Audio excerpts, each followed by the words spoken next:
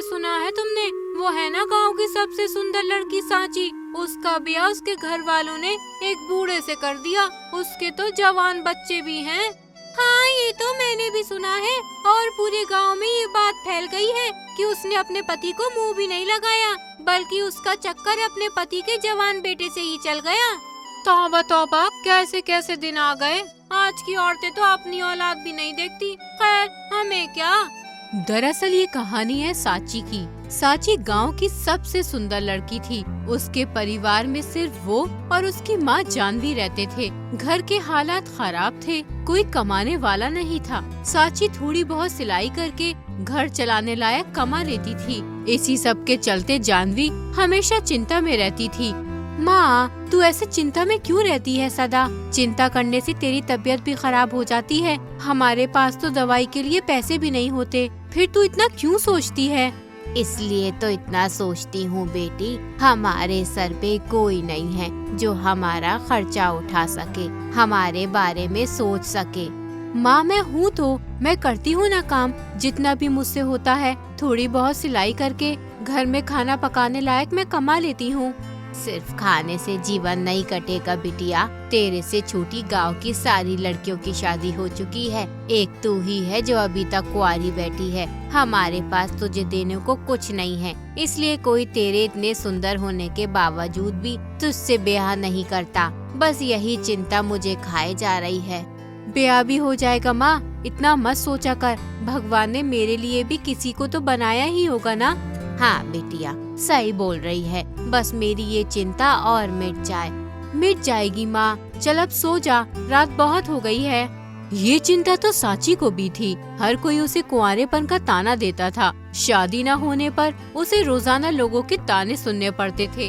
अगले दिन सांची राशन लाने बाजार जा रही थी, तभी मोहल्ले के कुछ लड़कों ने उसे घेर लिया। अरे सांची, तुम्हारी शादी तो कहीं होती नहीं, हमसे ही दोस्ती कर लो दिल बहलाने के लिए। सही तो कह रहा है ये। तुमको सिलाई करके पैसा कमाने की भी जरूरत नहीं पड़ेगी, खर्चा भी तुम्हारा हम उठा लेंगे। अब पड़ोसी हैं, इतना हक तो बनता ही है हमारा। हाँ हाँ, एक मौका तो देकर देखो। अरे तुम्हारी सारी चिंताएं मिटा देंगे और तुम्हारी माँ की भी। जरा सी देर में पूरा मोहल्ला इकट्ठा हो जाता है। ये सब देखकर सांची काफी घबरा जाती है। देखो, मुझे जाने दो, मेरी माँ मेरा इंतजार कर रही होगी। भगवान के लिए मुझ पे दया करो, ऐसा क्यों कर रहे हो? ये सब देख मोहल्ले की औरतें सांची को बात बनाते हुए कहती हैं, अरे अबला नारी बनने का ड्रामा क्यों कर रही है? जब तेरी माँ तेरा ब्याह नहीं करती तो ये लड़के तो तुझे छेड़ेंगे ही ना, इसमें इनकी क्या गलती है? सही कहा बहन जी, अपनी सुंदरता का फायदा उठाती है ये सांची। ऐसे सज धज के बाहर निकलती है, लड़के तो पागल होंगे ही। और नहीं तो ना इसे शर्म है ना इसकी माँ को, तभी तो इसकी माँ इसकी कमाई खाती है, इसलिए इसकी शादी भी नहीं करती, उल्टा बाजार भी इसी को भेजती है। सही कहा, अगर इसे बाहर नहीं भेजेगी तो लड़के लट्टू कैसे होंगे? तौबा तौबा, पूरे मोहल्ले का नाम खराब कर दिया है इन माँ बेटियों ने। ये सुनकर सांची रोने लगती है। वो लड़के उस पर हंस रहे थे और पूरे मोहल्ले की औरतें और आदमी उसे ही गलत बोल रहे थे। दूर खड़ी सांची की माँ ये सब देख रही थी। मेरी बेटी के साथ इतना सब कुछ हो रहा है, मैं अगर इन लोगों को चुप करने गई तब ये सांची का जीना और मुश्किल कर देंगे। नहीं, मैं अब ये सब और बर्दाश्त नहीं कर सकती, मुझे कुछ करना होगा। जानवी सीधा घर आ जाती है। जब सांची घर आई तो रोते हुए अपनी माँ को सब सच बता देती है। ये लोग ऐसा क्यों कर रहे हैं मेरे साथ माँ? क्या जिस लड़की की शादी नहीं होती उसका समाज में रहने का कोई अधिकार नहीं होता?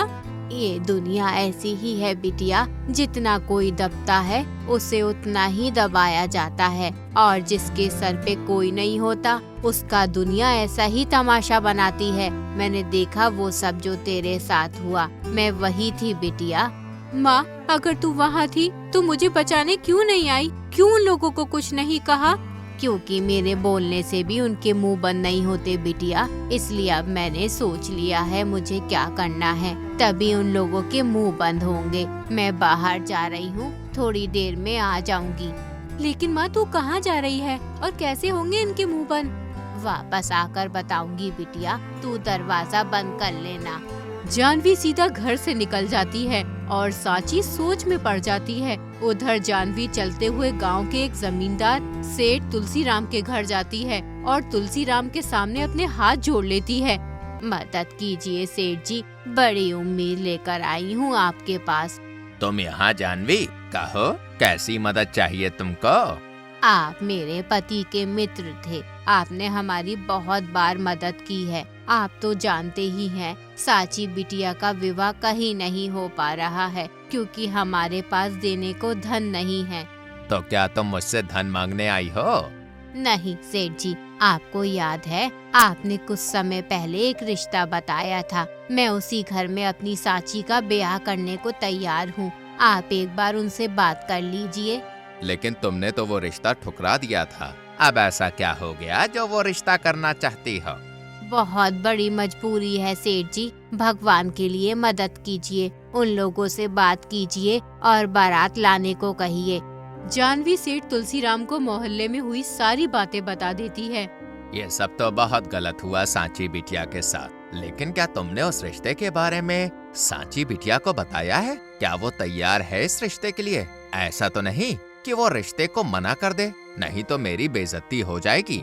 नहीं सेठ जी, सांची को मनाने की जिम्मेदारी मेरी है। आपकी इज्जत को आज भी नहीं आएगी, आप बेफिक्र रहिए। फिर ठीक है, आज से ठीक 6 दिन बाद बारात आ जाएगी। बस तुम सांची बिटिया को तैयार रखना। आपका बहुत बहुत धन्यवाद सेठ जी, आपकी वजह से मेरी सबसे बड़ी चिंता दूर हो जाएगी। मैं चलती हूँ, बहुत सारी तैयारियाँ करनी है। जानवी घर आ जाती है। उसे इतना खुश देखकर सांची पूछती है, तू आ गई माँ? मैं कब से तेरा इंतजार कर रही थी। वैसे तू इतनी खुश क्यों है माँ? ऐसा भी क्या हो गया?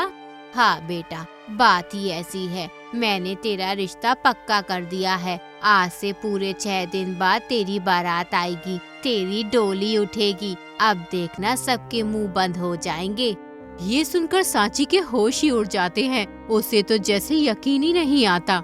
पहले ये बता माँ, बिना धन मांगे कोई मुझसे ब्याह करने को तैयार कैसे हो गया? तू अच्छे से जानती है ना, गांव का कोई भी इंसान बिना धन के मुझसे ब्याह करने को राजी नहीं है। तू सही कह रही है, अभी तक कोई राजी नहीं था, पर अब एक इंसान है जो तुझसे बिना धन के भी ब्याह करेगा। तू अपनी माँ पे भरोसा रख, तेरे लिए सब अच्छा होगा। पर माँ, मेरा ब्याह होगा किससे? एक बार बता तो सही। जल्दी बताऊंगी, तू ज्यादा सोच मत। बस अब तू अपने ब्याह की तैयारी शुरू कर दे। इतना बोल उसकी माँ काम में लग जाती है और सांची की तो खुशी का ठिकाना ही नहीं रहता। मैंने तो उम्मीद ही छोड़ दी थी कि कोई मुझसे ब्याह भी करेगा। हे भगवान, तेरा लाख लाख धन्यवाद। अब मैं भी एक इज्जत की सफल जिंदगी जी। अगले दिन होते ही जानवी ने पूरा मोहल्ला इकट्ठा कर लिया और चिल्लाकर बोली, सुनो सुनो सब सुनो, इधर आओ सब। अरे ऐसा भी क्या हो गया बहन? सब ठीक तो है ना? चिल्ला तो ऐसे रही हो जैसे तेरी सांची का ब्याह होने वाला है। बताती हूँ, सब बताती हूँ। जिसने कल मेरी बेटी को जलील किया, उन सब के लिए ये करारा जवाब है कि आज से 5 दिन बाद मेरी बिटिया सांची का ब्याह है। इसलिए आप सब जरूर आना ताकि आप सबके मुंह बंद हो सके। ये सब सुनकर तो पूरा मोहल्ला हैरान ही रह गया। ये कैसे संभव है? सांची से कौन शादी करेगा? हाँ, ये तो एक तरह का चमत्कार ही हो गया। ब्याह में जाकर देखना तो पड़ेगा कि आखिर कौन सांची से ब्याह करने को तैयार हो गया, वो भी बिना धन के। पूरा मोहल्ला हैरान था। तो वही ब्याह से एक दिन पहले सांची ने अपनी माँ से पूछा, कल मेरा ब्याह है माँ, अब तो बता दे मेरा ब्याह होगा किससे? ठीक है, बताती हूँ, पर तुझे ये ब्याह करना ही होगा क्योंकि पूरे मोहल्ले में चिल्ला चिल्ला कर मैंने तेरे ब्याह के बारे में सीना ठोक कर बोला है। अगर ये विवाह नहीं हुआ तो मैं मर जाऊंगी, खुद ही जान ले लूंगी। तभी जानवी जो बताती है उसे सुनकर सांची के होश उड़ जाते हैं। उसे अपने कानों पर यकीन नहीं आता। इतना बड़ा धोखा माँ, मुझसे एक बार पूछा भी नहीं। ये तूने सही नहीं किया माँ, पर मैं ये ब्याह करूँगी, तेरी इज्जत पे आँच नहीं आने दूंगी। दुखी सांची हालातों से मजबूर होकर अगले दिन वो शादी कर लेती है। पूरा मोहल्ला उसके पति को देखने आया तो सब लोग सोच में पड़ जाते हैं। तो इससे हुआ है सांची का ब्याह। इसकी उम्र तो 45 साल है, ये तो बूढ़ा है। मैं भी तो सोचूं कि आखिर कौन तैयार हो गया बिना धन के ब्याह करने को। लो बताओ, इस बूढ़े से शादी कर दी, गांव की सबसे सुंदर लड़की की। और इस आदमी को मैं जानती हूँ, इसका नाम सेठ हार्दिक है। इसकी पहली पत्नी मर गई थी। इसके 2 जवान बेटे भी हैं। बड़ा बेटा राजा जो 18 साल का है और छोटा बेटा अज्जू जो 12 साल का है। और तो और सेठ हार्दिक की एक बेवा बहन भी है जो सेठ हार्दिक के पास उसके घर में ही रहती है। कहते हैं कि वो ही घर की मालकिन है। सांची हालातों के सामने मजबूर थी। उसकी समझ में नहीं आ रहा था कि वो क्या करे। मैं जानती हूँ बिटिया, तू इस विवाह से खुश नहीं है, पर सेठ हार्दिक एक अच्छे इंसान है, वो तुझे खुश रखेंगे। मैंने ये विवाह आपके कहने पर किया है माँ, पर मैं इस रिश्ते को पूरे दिल से निभाऊंगी और एक अच्छी पत्नी बनूंगी। बहुत खूब बिटिया, भगवान तुझे खुश रखे। सांची अपने ससुराल आ जाती है। आते ही उसका पति हार्दिक उससे कह देता है, मैंने तुमसे ब्याह केवल अपने मान सम्मान और समाज में इज्जत की वजह से किया। मैं अपनी मरी हुई पत्नी को भूला नहीं हूँ, इसलिए मैं कभी भी तुमसे प्रेम नहीं कर सकता। लेकिन मैं इस घर में विवाह करके आई हूँ जी, मैं आपकी पत्नी हूँ। आप ऐसा क्यों बोल रहे हैं? पत्नी हो, पत्नी बनकर रहो। माना कि तुम बहुत सुंदर हो, पर तुम्हारी इस सुंदरता का जादू मुझ पर नहीं चलेगा। दूर रहना मुझसे। मैं कोई जादू नहीं चलाना चाहती हूँ जी, मैं बस अपना पत्नी धर्म निभाना चाहती हूँ। इस रिश्ते को एक मौका देना चाहती हूँ। कोई जरूरत नहीं है ये सब करने की। तुमको इस घर में एक अच्छी इज्जत की जिंदगी मिलेगी, पर मेरे से कोई उम्मीद मत रखना, समझ गई? ठीक है जी, मैं इस बात का ध्यान रखूंगी कि मैं आपकी परेशानी का कारण ना बनूं। मैं पूरी कोशिश करूंगी कि मैं इस घर की अच्छी बहू बन पाऊं। अच्छी बात है। साथ में मेरी बहन ललिता, वो ही इस घर की कर्ता धर्ता है, इसलिए उनकी कोई भी बात मत टालना, ठीक है? जी ठीक है। इतना बोल सेठ हार्दिक वहाँ से चला जाता है और तभी हार्दिक की विधवा बहन ललिता वहाँ आ जाती है। मेरे भाई को ज्यादा परेशान करने की जरूरत नहीं है बहू, तेरा काम है इस घर के सारे काम करना, दोनों बच्चों का ध्यान रखना, ठीक है? दोनों बच्चे? हाँ, हार्दिक के दोनों बच्चे अब तेरे भी हुए ना, तो उनका ध्यान रखना तेरी जिम्मेदारी बनती है। उनको कोई कमी नहीं होनी चाहिए। ठीक है दीदी, आप जैसा बोलेंगी मैं वैसा करूँगी। ठीक है, तो फिर अब मुंह क्या देख रही है, जाकर बर्तन धो ले और खाना भी पका ले। आज ही मेरा ब्याह हुआ है, आज ही मैं इस घर में आई हूँ और आज ही काम करूँ। तो क्या यहाँ महारानी बनने आई है? अरे तुझे यहाँ हार्दिक की पत्नी नहीं, नौकरानी बनाने के लिए लाई हूँ मैं। ठीक है दीदी, मैं अभी सब कर देती हूँ, मैं जाती हूँ। और हाँ, ध्यान रहे, मेरी कोई भी चुगली मेरे भाई हार्दिक से की ना तो तेरे साथ बहुत कुछ कर दूंगी मैं, ठीक है? अब जा। सांची दुखी होकर शादी के दिन ही घर के कामकाज में लग जाती है। हे भगवान, कहाँ फंस गई हूँ मैं? ऐसे कैसे चलेगा? किसी को मेरी परवाह नहीं है। मेरे जितनी उम्र के बच्चों की मैं माँ बन गई। जब वो मुझे माँ बोलेंगे तो कितना अजीब लगेगा। जिंदगी उलट पुलट हो गई है मेरी तो। सांची को ऐसा कुर्ता देख ललिता खुश हो जाती है। तुझे हम इस घर में बहू नहीं नौकरानी बनाकर लाए हैं। मैं तेरा इस घर में जीना हराम कर दूंगी, इतना कि तू मेरे सामने सर उठाने से पहले 100 बार सोचे। ऐसे ही कुछ दिन बीत जाते हैं। हार्दिक अब सांची का थोड़ा ध्यान रखने लगा था। मैंने तुमको पत्नी का दर्जा नहीं दिया, फिर भी तुम मेरा और मेरे बच्चों का इतना ध्यान रखती हो। मैं तुम्हारा धन्यवाद करना चाहता हूँ। कैसी बात कर रहे हैं जी आप? ये घर अब मेरा भी तो है और ये सब करना तो मेरा फर्ज है। सही कह रही हो तुम एक अच्छी जिंदगी के लायक हो। बस मैं ही तुमको पत्नी का दर्जा नहीं दे सकता, इसलिए मुझे माफ कर देना। माफी मांगकर मुझे छोटा मत बनाए जी। आपने जितना भी दिया है मेरे लिए वही बहुत है। मैं उसमें बहुत खुश हूँ। आप अब जाइए, आपके जाने का समय हो गया है। ललिता ये सब देख रही थी, जिससे वो चिंता में आ जाती है। ये हार्दिक की पत्नी बनकर इस घर में आई है। हार्दिक इस पर ध्यान भी बहुत देने लगा है। कल तक तो हार्दिक इससे बोलता भी नहीं था, आज इतनी बातें भी करने लगा है। ऐसा भी क्या हो गया? ललिता चिंतित होकर सोचने लगती है। इस घर की मालकिन आज तक मैं हूँ। इस घर में सब मेरे हिसाब से होता है। तिजोरी की चाबी भी मेरे पास है। आज नहीं तो कल हार्दिक इसे अपना लेगा और घर की मालकिन ये सांची बन जाएगी। अगर ऐसा हुआ तो मैं कहीं की भी नहीं रहूंगी। मुझे कुछ करना होगा जिससे हार्दिक कभी सांची को ना अपनाए। पर क्या, कुछ तो सोचना पड़ेगा मुझे। ऐसे ही 2 दिन बीत जाते हैं। ललिता को कुछ समझ नहीं आता कि वो क्या करे। उस दिन सांची घर का काम कर रही थी। तभी उसके पति का बड़ा बेटा राजा कहता है, आप अकेले घर का सारा काम करती रहती हो, कोई आपकी मदद भी नहीं करता। आप बहुत थक जाती होंगी ना? थक तो जाती हूँ, पर इस घर की बहू हूँ मैं, तो जिम्मेदारी तो निभानी ही पड़ेगी ना। आपको पता है, जब पिताजी की शादी की बात चली थी तो मैं चिंता में आ गया था कि पता नहीं कैसी औरत हमारे घर में आएगी, पर अब मैं बेफिक्र हूँ कि आप जैसी अच्छी लड़की मेरे पिता की जिंदगी में आई, जो सबका ख्याल रखती है। ये सुनकर सांची खुश हो जाती है।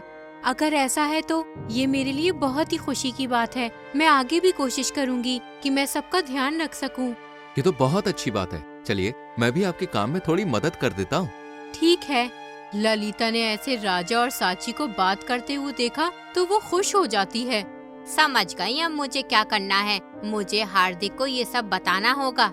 ललिता हार्दिक के पास जाकर कहती है, मेरे भाई हार्दिक, मुझे तुझसे जरूरी बात करनी है, वरना तो अनर्थ हो जाएगा। हाँ दीदी बोलिए, सब ठीक तो है ना? आप परेशान दिख रही हैं। तेरी पत्नी सही लड़की नहीं है, वो इस घर के लिए बिल्कुल सही नहीं है। वो घर का माहौल खराब कर रही है। ये आप क्या कह रही हो दीदी? सांची एक अच्छी लड़की है। उसका पति होने के बावजूद मैंने उससे कोई रिश्ता नहीं रखा। उसके बाद भी उसने अपना पत्नी धर्म निभाया है, पूरे घर को संभाला है। आपकी इतनी डांट सुनने के बाद, आपके इतना परेशान करने के बाद भी वो एकदम चुप होकर सब सहती है, बच्चों का ध्यान रखती है। और क्या चाहिए? वो ही तो मैं कह रही हूँ। देख, तूने उसे पत्नी होने का दर्जा नहीं दिया, फिर भी वो खुश है। इसके पीछे एक बड़ी वजह है। वजह? कैसी वजह? वजह ये है कि वो यहाँ तेरी वजह से नहीं रुकी, बल्कि तेरे बेटे राजा की वजह से यहाँ रुकी हुई है। राजा का और तेरी पत्नी सांची का कुछ चल रहा है। नहीं नहीं, मैं नहीं मानता। आप झूठ बोल रही हो। तुझे नहीं यकीन तो बाहर जाकर खुद ही देख। ललिता की बात मानकर हार्दिक बाहर आकर उनको देखता है। दोनों एक साथ हंस हंस के बातें कर रहे थे, जिन्हें देख हार्दिक का गुस्सा फूट जाता है। इतना बड़ा धोखा मेरे साथ नहीं, मैं ये बर्दाश्त नहीं करूंगा। इस लड़की को अपने घर से निकाल दूंगा बहुत जल्द। ये सब देखकर ललिता बहुत खुश हो जाती है। अब आया ना मजा। अब ये सांची मेरे घर में नहीं रहेगी और ये घर पहले की तरह मेरा हो जाएगा। कई दिन बीत जाते हैं, पर हार्दिक का गुस्सा शांत नहीं हो रहा था। उसने कई बार राजा और सांची को साथ देखा और एक दिन हार्दिक बर्दाश्त ही नहीं कर पाया और उसे घर से निकालकर बाहर खड़ा कर दिया। निकल जाओ मेरे घर से, तुम मुझे अपने घर में नहीं चाहिए। आप मुझे घर से क्यों निकाल रहे हैं जी? कोई देखेगा तो क्या कहेगा? कहेगा तो कहने दो। मेरे घर में रहकर मुझसे ही गद्दारी की है तुमने। अरे अगर मैं पति होने का फर्ज नहीं निभा पाया तो तुम मुझे धोखा दोगी। कौन सा धोखा जी? मैंने कोई धोखा नहीं दिया। भले ही आपने मुझे पत्नी का दर्जा नहीं दिया, पर मैंने अपने पत्नी होने के सारे फर्ज निभाए हैं। सच जानना चाहती हो ना? तो सुनो, अगर मैं पति नहीं बन पाया तो तुमने मेरे बेटे राजा को अपने प्रेम जाल में फंसा लिया। सोचा होगा मैं तो इतनी सुंदर हूँ, मेरे प्यार के जाल में फंसी जाएगा। ये सुनकर तो सांची के होश ही उड़ जाते हैं। ये आप क्या बोल रहे हो जी? भले ही राजा मेरी उम्र का है, पर रिश्ते में वो मेरा बेटा ही लगता है। उसके बारे में मैं ऐसा कुछ भी नहीं सोच सकती। झूठ मत बोलो, मैंने खुद देखा है तुम दोनों को साथ में हंसते हुए, बातें करते हुए, साथ में काम करते हुए। तुमने क्या सोचा कि तुम ये सब करती रहोगी और मुझे कुछ पता नहीं चलेगा? जाओ, निकल जाओ मेरे घर से।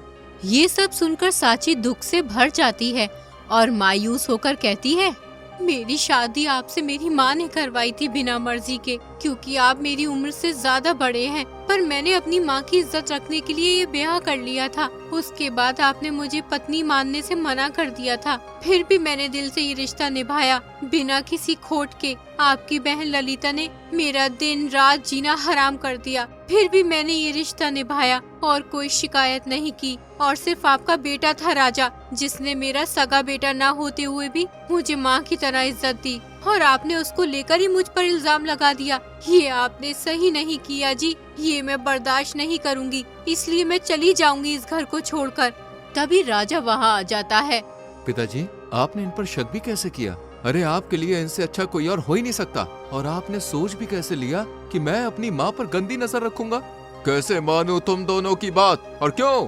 पिताजी, मैंने सुना था बुआ को एक पड़ोसन से बात करते हुए, उन्होंने ही आपको गलत फहमी में डाला है। ये सब उन्होंने माँ को घर से निकलवाने की ये साजिश रची है। ये सब सुनकर हार्दिक सांची के सामने अपने हाथ जोड़ लेता है। मुझसे बहुत बड़ी गलती हो गई जो मैंने तुम पर शक किया। मैं समझ गया कि ये सब मेरी बहन ललिता ने किया ताकि वो इस घर में बनी रहे। अब मैं समझ गया हूँ, अपनी बहन की सारी चाल समझ गया हूँ। मुझे माफ कर दो और बस एक मौका दे दो। मैं एक अच्छा पति बनकर दिखाऊंगा और तुमको पत्नी होने का दर्जा भी दूंगा। आज से मेरे लिए तुम सबसे ऊपर हो। ये सुनकर सांची भी खुश हो जाती है। अगर आपने दिल से माफी मांगी है तो मैं आपको ये मौका जरूर दूंगी। मैंने आपको माफ किया। उसके बाद सांची और हार्दिक एक प्यार भरी सुखद जिंदगी बिताने लगे। अब सांची की जिंदगी भी सुकून से भर गई थी।